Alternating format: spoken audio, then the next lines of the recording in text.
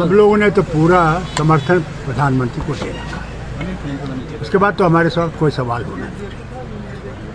प्रधानमंत्री जाने जो काम करना वो करना है। तो सर, जिस तरह पाकिस्तान का कहना है कि हमारे पास न्यूक्लियर वॉरहेड है और इस तरह से वो कह रहे हैं, तो क्या लगता है? भैया, हमारे पास भी न्यूक्लियर पावर है, उनसे पहले है। मुझे वाजपेयी जी का याद आता है जब मैं उनके साथ गया था पोखरण, तो उनने वहाँ कहा था कि हम लोग कभी इसका इस्तेमाल नहीं करेंगे जब तक कोई और हमें जोर नहीं करे, हम पे पहला वॉर नहीं करे। हिंदुस्तान ने कभी भी आक्रमण पहले नहीं किया, वहीं से आया है और हमने जवाब दिया। आज भी हम लोग इस्तेमाल नहीं करेंगे। अगर और वो इस्तेमाल करना चाहेंगे तो फिर हमारे पास भी वो है, खुदा करे कि ऐसी बात ना हो। सर, वहीं आज कांग्रेस ने जैसे पोस्टर निकाला था, उसमें दिखाया कि प्रधानमंत्री गायब है। आपको लगता है कि ये थोड़ा कहाँ गायब है?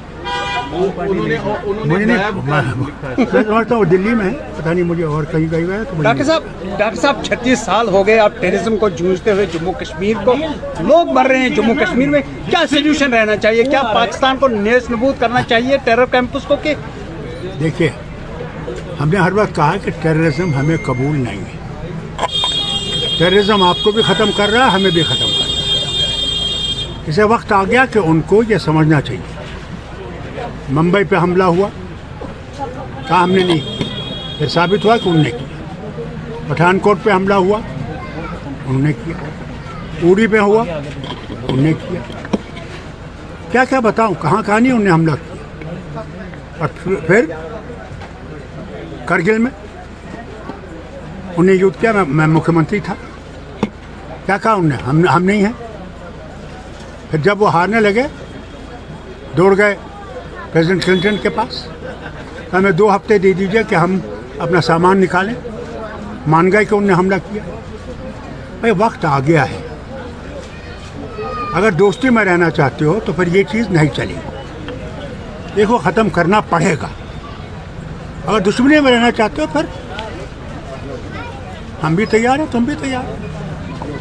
कल जिस तरह political parties all political parties की मीटिंग हो चुकी है, क्या अब पॉलिटिकल लीडर्स को बाहर आना चाहिए कि इसके लिए? देखिए, पार्लियामेंट का सेशन उन्होंने मांगा है, पार्लियामेंट का सेशन होना चाहिए जिसमें सारा भारत जो है एकजुट होकर इसका समर्थन दे सके। चलिए, इस समय जो टेंशन बनी हुई है इंडिया पाकिस्तान को लेके बॉर्डर्स के ऊपर, इसके ऊपर डॉक्टर फारूक अब्दुल्ला साहब का साफ तौर के ऊपर कहना है, जो आपको मैंने स्टार्टिंग की वीडियो में भी सुनाया कि डॉक्टर फारूक अब्दुल्ला साहब का ये कहना है कि इंडिया और पाकिस्तान की ये जो वॉर है ये न्यूक्लियर वॉर नहीं होनी चाहिए, क्योंकि न्यूक्लियर वॉर से तबाही का मंजर जो है वो काफी ज्यादा देखने को मिलता है। आप जानते हैं जापान में आज से 70-80 साल पहले हिरोशिमा और नागासाकी में न्यूक्लियर परमाणु बम जो थे वो डाले गए थे, और आज दिन तक वहां पे कोई भी बच्चा पैदा होता है तो वो बच्चा जो है वो इन्फेक्टेड होता है, या उसकी कोई टांग नहीं होती, या हाथ नहीं होता, या कोई ना कोई बॉडी का एक पार्ट जो है वो मिसिंग होता है। वहीं पे डॉक्टर फारूक अब्दुल्ला साहब ने ये कहा साफ तौर के ऊपर ये कह दिया है कि हमारी पूरी की पूरी सपोर्ट जो है वो प्रधानमंत्री नरेंद्र मोदी जी को है। नरेंद्र मोदी जी जो फैसला लेंगे हम उनके साथ हैं, क्योंकि ये जो आतंकवाद है ये आतंकवाद खत्म होना चाहिए। रोज रोज का ये जो अगर हम क्रिकेट की बात करें तो ये जो टेस्ट मैच जो पाकिस्तान खेल रहा है भारत के साथ, ये टेस्ट मैच को जो है वो अब खत्म करने की बारी आ चुकी है, इनिंग्स खत्म करने की बारी आ चुकी है और पाकिस्तान को सबक सिखाने की बारी आ चुकी है।